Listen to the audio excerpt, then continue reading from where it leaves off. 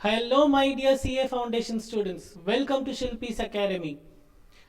இந்த வீடியோல நம்ம எதை பத்தி பார்க்க போறோம்னா அக்கவுண்ட்ஸ் சப்ஜெக்ட்ல நான் ப்ராஃபிட் ஆர்கனைசேஷன் ஒரு சாப்டர் இருக்கு. அந்த சாப்டரோட கான்செப்ட் வீடியோ தான் இந்த வீடியோ. சரி, நான் ப்ராஃபிட் ஆர்கனைசேஷன்னா என்ன? நான் ப்ராஃபிட் ஆர்கனைசேஷனை நம்ம ஷார்ட் ஃபார்மில் தான் எல்லாரும் என்பிஓன்னு சொல்கிறாங்க. முதல்ல நான் ப்ராஃபிட் ஆர்கனைசேஷன் அப்படின்னா என்னது? It is nothing but section 8 companies. அது என்ன செக்ஷன் 8 கம்பெனிஸ்? அவங்க ஆரம்பிக்கப்பட்டது எந்த ஒரு ப்ராஃபிட் மோட்டிவோட ஸ்டார்ட் பண்ணியிருக்க மாட்டாங்க. அப்படின்னா இவங்க ஒரு சர்வீஸ் மோட்டிவில் தான் ஸ்டார்ட் பண்ணியிருந்திருக்கணும். ஸோ அவங்களுக்கு என்ன ரைட் இருக்காது அப்படின்னா they will not have any right to record. ரைட்னா உரிமை.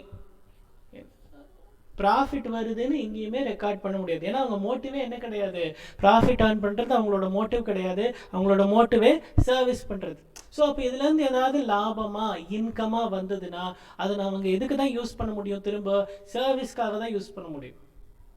they cannot take profit to their home. இப்போ நானே போய் ஒரு நான் ப்ராஃபிட் ஆர்கனைசேஷன் ஸ்டார்ட் பண்ணுறேன் அப்படின்னா இதுலேருந்து ஓகே, நான் ஒரு ஆர்கனைசேஷன் ஸ்டார்ட் பண்ணுறேன், என்னோட மோட்டிவ் வந்து இட் இஸ் நாட் ப்ராஃபிட் மேக்கிங்னு சொல்லிட்டேன், it is only for service motive.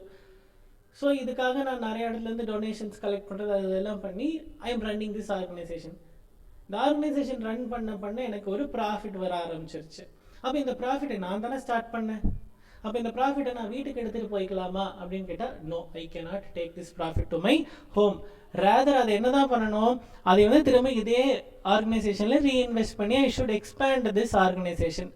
அப்படி இந்த ஆர்கனைசேஷன் இதுக்கு மேலே இல்லை, வி கேனாட் கண்டினியூ திஸ் ஆர்கனைசேஷன்னா சேம் மோட்டிவ் உள்ள வேற ஒரு நான் ப்ராஃபிட் ஆர்கனைசேஷனுக்கு I can contribute that amount and அவங்க அந்த ஆர்கனைசேஷனில் they can continue the activities. This is all about non-profit organization.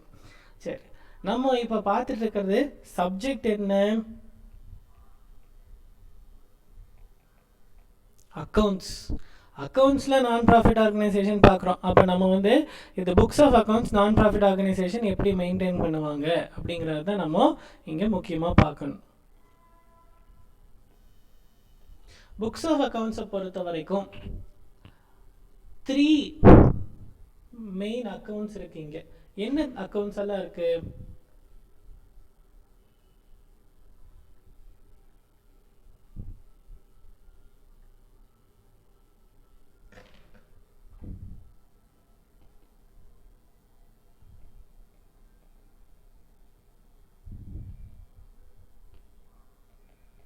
ஒன்று subscription account, second one receipt and payment account,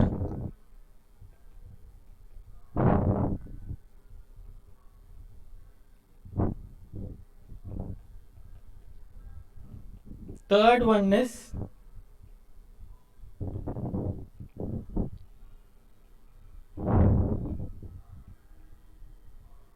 income and expenditure account. Receipt and payment அக்கௌண்ட்டுன்னு சொல்கிறாங்களே, இது ரொம்ப புதுசாக இருக்கே, இதுக்கு நான் என்ன பண்ணுறது? ஒன்றும் கவலைப்பட வேண்டாம், இது புதுசே கிடையாது.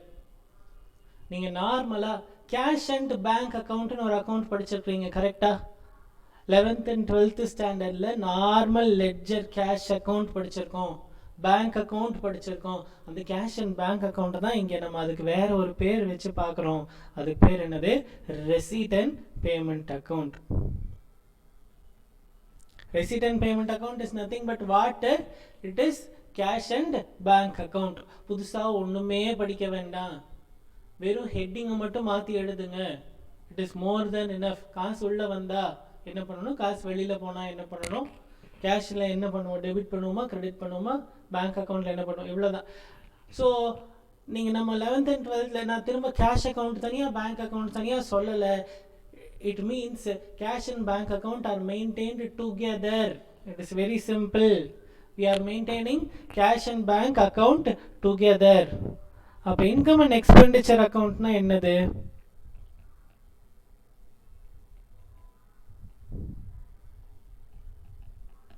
Profit and loss account.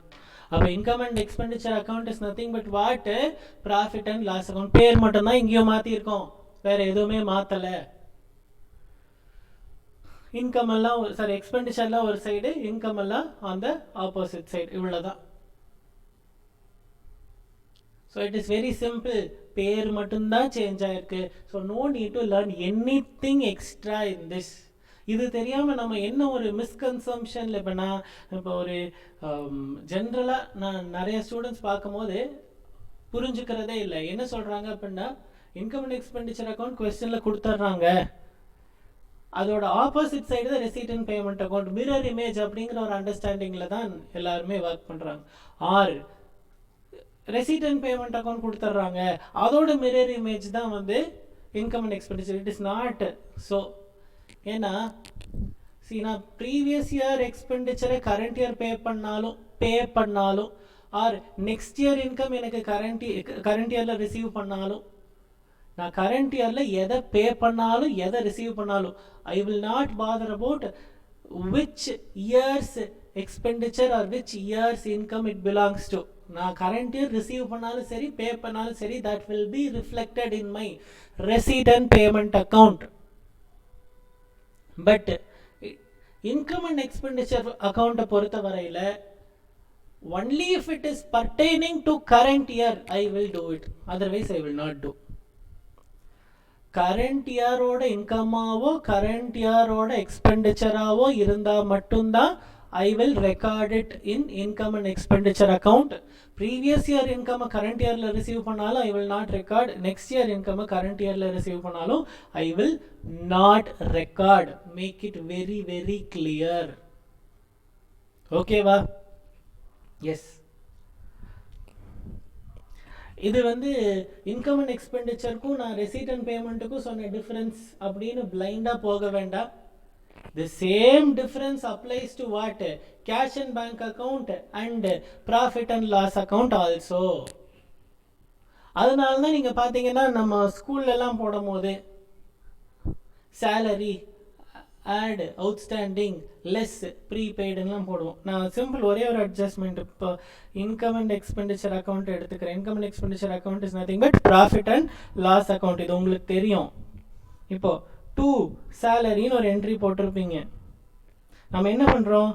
Add outstanding salary less prepaid salary பண்ணுறோமா? இதை ஏன் பண்ணுறோம்? Outstanding salary is nothing but which you have to pay in the current year. So current இயரோட எக்ஸ்பென்ஸை ஃபுல்லாக நான் இந்த வருஷம் ரெக்கார்ட் பண்ணி தான் ஆகணும். I am not going to bother whether I have paid it or not. நான் அதை பே பண்ணியிருக்கலாம், பே பண்ணாமலும் இருக்கலாம், பட் அது கரண்ட் இயரில் வந்து எக்ஸ்பென்ஸ் இல்லை. So it should be included. அதனால தான் ஆட் அவுட்ஸ்டாண்டிங். லெஸ் ப்ரீபெய்ட் எதுக்கு பண்ணுறோம்? நான் ஒரு அமௌண்ட்டை பே பண்ணிட்டேன், பட் அது எந்த வருஷத்தோடது? நெக்ஸ்ட் இயரோடது. ப்ரீபெய்டு அடுத்த வருஷம் பண்ண வேண்டியது நானே இந்த வருஷமே பே பண்ணிட்டேன். அதனால அதை வந்து நான் இங்கே சேர்த்திக்க கூடாதுங்கிறனால தான் லெஸ் ப்ரீபெய்டுன்னு பண்ணிக்கிட்டு இருக்கோம். புரிஞ்சுதா?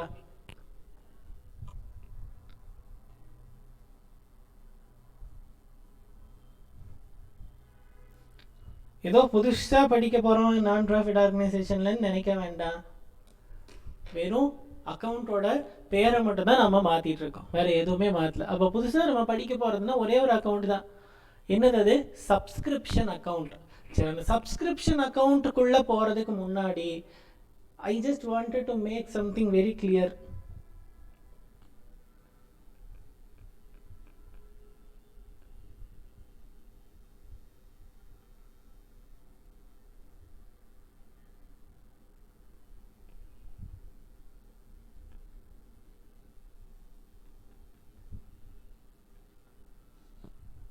முதல்ல அசெட் அக்கௌண்ட்டுக்கு ஓப்பனிங் பேலன்ஸ் எந்த பக்கம் வரும், க்ளோசிங் பேலன்ஸ் எந்த பக்கம் வரும்? Opening balance will be on the debit side and closing balance will be on the credit side. அப்போ லையபிலிட்டி அக்கௌண்ட்டுக்கு ஓப்பனிங் பேலன்ஸ் கிரெடிட் சைட்லேயும் க்ளோசிங் பேலன்ஸ் டெபிட் சைட்லேயும் வந்துடும். சரி, இன்கம் அக்கௌண்ட்டுக்கு ஓப்பனிங் பேலன்ஸ் க்ளோசிங் பேலன்ஸ் இருக்குமான்னு கேட்டால் ஃபஸ்ட்டு நான் என்ன பண்ணிடுறேன்? நோ, ஓப்பனிங் பேலன்ஸும் கிடையாது க்ளோசிங் பேலன்ஸும் கிடையாது அப்படின்னு நான் எழுதிக்கிறேன். அப்போது வெறும் அசட்டாக இருந்தால் மட்டும்தான், இல்லை லையபிலிட்டியாக இருந்தால் மட்டும்தான் you will get opening and closing balance. Income and expenditure அக்கௌண்ட்ஸுக்கு you will not get opening and closing balances. Make it very very clear first. அதுக்கப்புறமா ஒருவேளை அது இன்கம் அக்கௌண்ட்டாக இருந்தால் அப்போ எப்படி என்ன பண்ணுறது? ஓப்பனிங் பேலன்ஸ் க்ளோசிங் பேலன்ஸ் இல்லையா அப்படின்னா, இல்லையே. இப்போ ரெண்ட் அக்கௌண்ட் போட்டிருக்கோம், சேலரி அக்கௌண்ட் போட்டிருக்கோம், இதுலெல்லாம் நாங்கள் ஓப்பனிங் பேலன்ஸ் க்ளோசிங் பேலன்ஸ் எல்லாம் எழுதியிருக்கோமே. அப்போ அதெல்லாம் எக்ஸ்பெண்டிச்சர் அக்கௌண்ட்டாக தானே இருந்தது. நீ என்ன இன்கம் அக்கௌண்ட்டுக்கும் ஓப்பனிங் க்ளோசிங் இல்லைங்கிறீங்க, எக்ஸ்பெண்டிச்சர் அக்கௌண்ட்டுக்கும் ஓப்பனிங் க்ளோசிங் இல்லைங்கிறீங்க. இது தப்பாக இருக்கே. எஸ், தப்பு தான். என்ன தப்பு அப்படின்னா, ஒரு இன்கம் அசட்டாவோ லயபிலிட்டியாவோ மாறும்போது தான் it will get opening and closing balance. Similarly ஒரு எக்ஸ்பெண்டிச்சர் அசட்டாவோ லயபிலிட்டியாவோ மாறும்போது தான் you will get opening and closing. அது என்னது? அது இன்கமு அசட்டாவோ லயபிலிட்டியாவோ மாறுறது. கரண்ட் இயர் சேலரி 10,000 பே பண்ணணும். ஸோ P&L போய் 10,000 எழுதிடலாம். Current year salary paid 10,000, okay, cash அக்கௌண்ட்டில் 10,000 எழுதிடலாம்.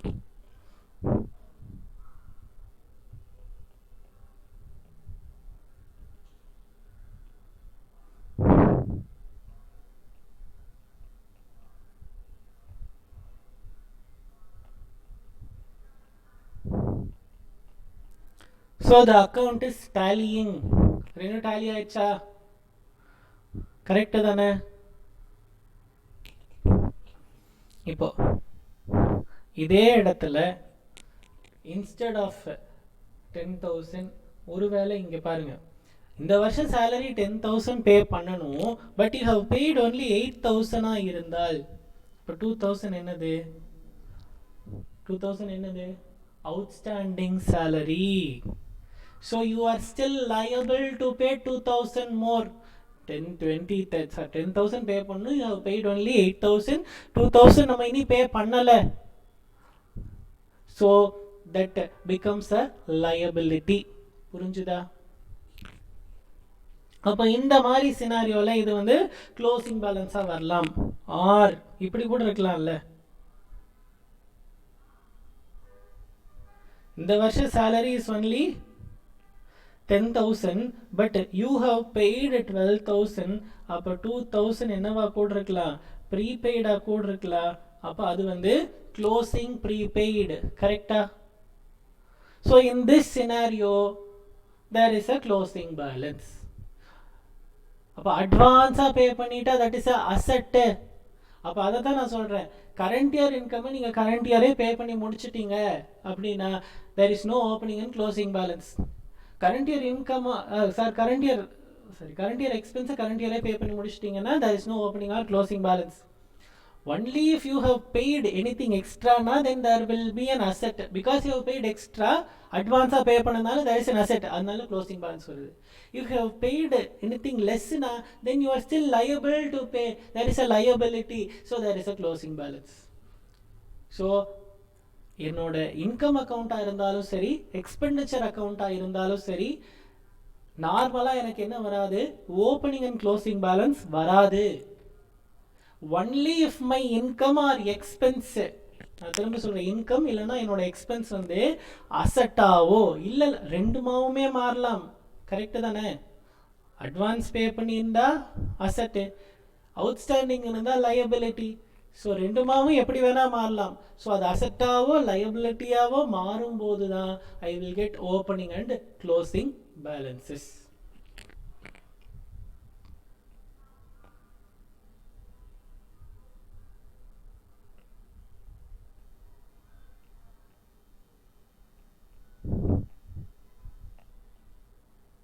Okay, now let us start with this subscription account.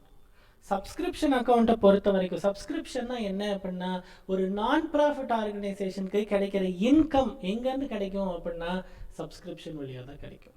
முதல்ல நான் ப்ராஃபிட் ஆர்கனைசேஷனுக்கு example club, school, college, hospital, இவங்க ட்ரஸ்ட்டு, இது எல்லாமே நான் ப்ராஃபிட் ஆர்கனைசேஷன் தான். ஸோ இப்போது ஸ்கூலு, காலேஜ் இவங்கெல்லாம் ஃபீஸ் வாங்கிக்குவாங்க, அதுக்கப்புறம் வந்து டொனேஷன் வாங்கிடுவாங்க. இப்போ கிளப்பு அந்த மாதிரி ஸ்போர்ட்ஸ் கிளப்பாக இருக்கலாம், இவங்கெல்லாம் என்ன வாங்குவாங்க? சப்ஸ்கிரிப்ஷன் ஒன்று வாங்குவாங்க. மந்த்லி சப்ஸ்கிரிப்ஷன், இயர்லி சப்ஸ்கிரிப்ஷன் ஒன்று வாங்குவாங்க. ஸோ இதெல்லாம் என்னது, சப்ஸ்கிரிப்ஷனோ டொனேஷனோ இதெல்லாம் என்னது, it is a form of income to the non profit organisation. So அப்போ சப்ஸ்கிரிப்ஷனுங்கிறது தெளிவாக என்ன தெரிஞ்சு போச்சு, it is an income account. So நான் ஃபஸ்ட்டு P&L அக்கௌண்ட்டில் சப்ஸ்கிரிப்ஷன் எங்கே வரும், நான் P&Lனு போட்டுட்டு இப்போதைக்கு ப்ராக்கெட்டில் இன்கம் அண்ட் எக்ஸ்பெண்டிச்சர். நீங்கள் என்ன தான் போட்டுக்கணும், இன்கம் அண்ட் எக்ஸ்பெண்டிச்சர் தான் போட்டுக்கணும். உங்களோட அண்டர்ஸ்டாண்டிங்காக ரெண்டும் ஒன்று தான் சொல்கிறதுக்காக தான் நான் P&L நான் போட்டே இருக்கேன். நம்ம எக்ஸாமில் என்ன தான் போடணும், இன்கம் அண்ட் எக்ஸ்பெண்டிச்சர் தான் போடணும். முதல்ல ப்ராஃபிட் அண்ட் லாஸ் அக்கௌண்ட்டில் இது என்ன சைடு, எக்ஸ்பெண்டிச்சர் சைடு, இது வந்து இன்கம் சைடு. அதே சைடு தான் இன்கம் அண்ட் எக்ஸ்பெண்டிச்சர் எடுத்தாலும் இல்லை, debit side is going to be expenditure, credit side is going to be income. So சப்ஸ்கிரிப்ஷன்ங்கிறது இங்கே என்னது, இன்கம். அதனால பை சப்ஸ்கிரிப்ஷன். இப்போ ரெசீட் அண்ட் பேமெண்ட் அக்கௌண்ட் ப்ராக்கெட்லேயே வச்சுக்கிறேன் இப்போதைக்கு. இது என்னது, cash and bank account. Cash and bank அக்கௌண்ட்டை பொறுத்த வரைக்கும் டு சப்ஸ்கிரிப்ஷன். இது வந்து ரெசீட் சைடு, இது வந்து பேமெண்ட் சைடு. டெபிட் சைடில் காசு உள்ளே வர்றதெல்லாம் கேஷ் அக்கௌண்ட்டில் டெபிட் சைடில் எழுதுவோம், காசு வெளியில் போகிறதெல்லாம் கேஷ் அக்கௌண்ட்டில் கிரெடிட் சைடில் எழுதுவோம்.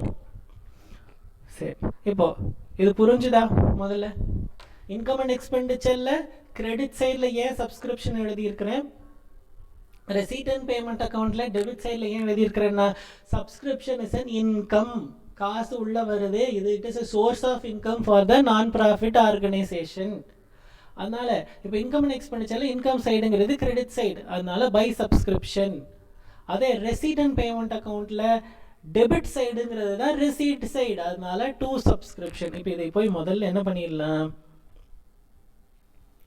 To income and expenditure by receipt and payment. Okay, இப்போ எனக்கு ஓப்பனிங் பேலன்ஸ் க்ளோசிங் பேலன்ஸ் எழுதுனா இந்த அக்கௌண்ட் முடிஞ்சுது. இது எப்படி நான் எழுதுறது, முதல்ல அசட்டாக இருந்தா, ஒரு இன்கம் எப்போ அசட்டாக இருக்கும், ஒரு இன்கம் எப்போ அசட்டாக இருக்கும்னா அவுட்ஸ்டாண்டிங் இன்கம் எனக்கு வரணும் ஆனால் இனி வரல, எப்போ வேணாலும் எனக்கு வரணும், அவன் தான் நமக்கு கொடுக்கணும். அப்போ it is an outstanding income. To balance brought down, எப்போ outstanding. By balance carry down, எப்போ அவுட்ஸ்டாண்டிங். இதே கரண்ட் இயர் வர வேண்டிய சப்ஸ்கிரிப்ஷன் அவன் லாஸ்ட் இயரே பே பண்ணிட்டான்னு வச்சுக்கோங்க, அப்போ he has paid, we are still liable to do him some function for some activity. அப்போ அது என்னது, liability. அட்வான்ஸா இருந்தா that is liability. by balance brought down, இது என்ன advance. to balance carry down, next இயர்க்கான சப்ஸ்கிரிப்ஷன் அவன் இப்பவே பே பண்ணிட்டான்னா இதுவும் அட்வான்ஸ். ஸோ அப்போ இட் இஸ் அ லயபிலிட்டி, இதுவும் லயபிலிட்டி. இதை தான் நான் சொன்னேன், அது லயபிலிட்டியானா எந்த பக்கம் ஓப்பனிங் க்ளோசிங் எதுக்காக ஸ்டார்ட் பண்ணேன், இங்கே வந்து இந்த ஓப்பனிங் க்ளோசிங் எழுதுறதுக்காக தான் நான் அங்கேயே ஸ்டார்ட் பண்ணேன். சரி, அப்போ ஒரே சப்ஸ்கிரிப்ஷன் அக்கௌண்ட்டில் ரெண்டு பக்கம் ஓப்பனிங் ரெண்டு பக்கமும் க்ளோசிங், இந்த 6 என்ட்ரி வருமா? எஸ், டெஃபினெட்லி வரும். அது எப்படி ரெண்டு பக்கம் ஓப்பன் பண்ணி ரெண்டு பக்கம் எப்படி இதுவரைக்கும் பண்ணதே இல்லையே. சரி, ஒரு நான் ப்ராஃபிட் ஆர்கனைசேஷன் எடுத்துக்கிறோம் அப்படின்னா அதில் வந்து ஒரு 100 மெம்பர் இருக்காங்க. அந்த 100 மெம்பரில் 2 மெம்பர்ஸ் வந்து இனி நமக்கு பே பண்ணல. ஈச் மந்த் 1000 rupees பே, சாரி ஈச் இயர் 1000 rupees பே பண்ணோம். 2 மெம்பர் பே பண்ணல. ஸோ அவங்கக்கிட்ட வந்து வர வேண்டிய காசு எவ்வளோ இருக்குது, 2000 இருக்குது. ஒரு 5 மெம்பர்ஸ் வந்து நெக்ஸ்ட் இயர்க்கான அமௌண்ட்டை இப்போவே பே பண்ணிட்டாங்க. 5000 ஒரு மெம்பர் பே பண்ணுமா, 5 பேர் பே பண்ணாங்களா next year. So it is an advance தானே. அப்போது 100 பேரும் ஒரே மாதிரி தான் அவுட்ஸ்டாண்டிங்கில் வைப்பாங்க, ஒரே மாதிரி தான் அட்வான்ஸ் பே பண்ணுவாங்கன்னு சொல்ல முடியாது. ஒரு சிலவங்க முன்னாடி பே பண்ணலாம், ஒரு சிலவங்க லேட்டாக பே பண்ணலாம். So it varies. அதனால தான் நம்ம என்ன சொல்கிறோம், 2 பக்கம் ஓப்பனிங் 2 பக்கம் க்ளோசிங் வரலாம்.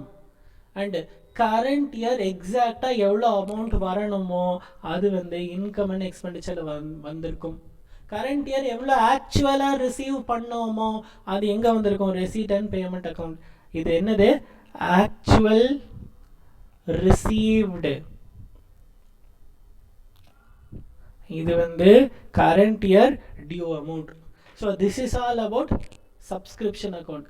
என்பிஓனாலே நீங்கள் normal P&L, normal cash and bank account தான், கூட ஒரே ஒரு அக்கௌண்ட் மட்டும் நீங்கள் கற்றுக்கிட்டால் போதும், அது வந்து சப்ஸ்கிரிப்ஷன் அக்கௌண்ட். இந்த ஒரு அக்கௌண்ட்டில் கிளாரிட்டி இருந்தால் non-profit organization chapter is 90% over. இதுக்கு மேலே சேலரி அக்கௌண்ட் வரலாம், இல்லை அசட் அக்கௌண்ட் ஏதாவது டெப்ரிசியேஷன் அது இதுன்னு வரலாம். இதெல்லாமே நார்மலாக நம்மளோட ஃபைனல் அக்கௌண்ட்ஸில் வர அதே தான் இங்கேயும் வரும். எந்த ஸ்பெஷல் ட்ரீட்மெண்ட்ஸும் இங்கே கிடையாது. இது போக ஒரு சில டைம் டொனேஷன்ஸ் வரும். இந்த டொனேஷன்ஸ் எல்லாத்தையும் நான் கேபிட்டல் இன் நேச்சர்னு ட்ரீட் பண்ணுறதா இல்லை வந்து ரெவென்யூ இன் நேச்சர்னு ட்ரீட் பண்ணுறதா? அவங்களே கொடுத்துருவாங்க. ஒருவேளை கொடுக்கலன்னா அமௌண்ட் ரொம்ப பெருசாக இருந்தால் treat it as capital nature and take it to balance sheet. Amount கம்மியாக இருந்தால் ரெவென்யூ நேச்சர்னு எடுத்து பிஎன்எல்ல எழுதிக்கோங்க. டொனேஷன்ஸ்ல இந்த கன்ஃபியூஷன் வராது. Donations would generally be capital in nature தான். இந்த கன்ஃபியூஷன் எங்கே வரும்னா, இந்த என்ட்ரன்ஸ் ஃபீஸ்னு ஒரு கான்செப்ட் இருக்குது. இந்த என்ட்ரன்ஸ் ஃபீஸில் தான் என்ன பண்ணுவாங்கன்னா, அது ரெவென்யூவாக ட்ரீட் பண்ணுறதா, அதாவது பிஎன்எல்ல இன்கமாக ட்ரீட் பண்ணுறதா, இல்லை கேபிட்டல் பேலன்ஸ் ஷீட்டில் அதை வந்து லையபிலிட்டியாக ட்ரீட் பண்ணுறதாங்கிற கன்ஃபியூஷன் வரும். ஸோ அந்த மாதிரி கேசஸில் அமௌண்ட் பெருசாக இருந்தால் take it to balance sheet, amount சின்னதாக இருந்தால் take it to income and expenditure account. அது எப்படி நான் அமௌண்ட் பெருசு சின்னதுன்னு டிட்டர்மைன் பண்ணுறது? என்னோட கொஸ்டின்ல இருக்கிற மிச்சம் எல்லா அமௌண்ட்டும் லேக்ஸில் இருக்கும் போது இந்த என்ட்ரன்ஸ் ஃபீஸ் மட்டும் க்ரோர்ஸில் இருந்தா then it means it is a big amount. சரி, என்னோட கொஸ்டின்ல இருக்கிற எல்லா அமௌண்ட்டும் தௌசண்ட்ஸில் இருக்கும் போது என்னோட என்ட்ரன்ஸ் ஃபீஸ் மட்டும் லேக்ஸில் இருந்தா then that means it is a big amount. அதே எல்லா கொஸ்டின்ல இருக்கிறதும் லேக்ஸில் தான் இருக்குது, என்ட்ரன்ஸ் ஃபீஸும் லேக்ஸில் தான் இருக்குன்னா then revenue in nature small amount தான். ஸோ கொஸ்டினில் இருக்க நம்பர்ஸ் மாதிரியே எந்த நம்பரும் இருந்தால் ரெவென்யூ நேச்சர். இது வந்து லாஸ்ட்டு சார்ட் தான். இதுக்கு முன்னாடி அது கொஸ்டினில் எங்கேயாச்சும் ஏதாச்சும் கொடுத்துருக்கானா, இல்லை early once it will be ரிசீவ்டுன்னு சொல்லிட்டானா, ஏதாவது இருக்கும். 99% கொடுத்துருவான். கொடுக்கலன்னா இந்த மாதிரி போய்க்கலாம். Okay, so this is all about nonprofit organisation. This is all basic concept about nonprofit organisation. So let us meet in some other session with some other new topic. Thank you.